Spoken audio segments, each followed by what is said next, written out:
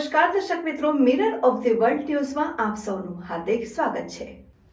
વડોદરામાં બંધ પેટ્રોલ પંપમાંથી ચોરી કરતી ટોળકી ઝડપાઈ।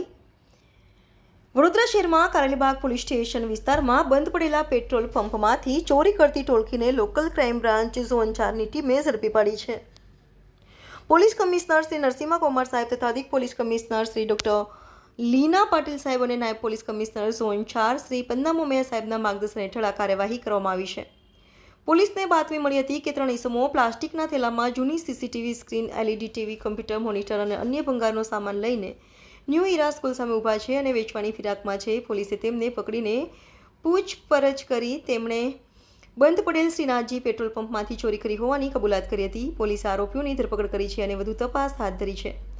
આરોપી સૈફ અલી ઉર્ફે છોટુ શોકત અલી ખાન પઠાણ, સમીર અરશદ ખાન પઠાણ અને ફિરોઝ ઇશાકભાઈ પઠાણની ધરપકડ કરવામાં આવી છે।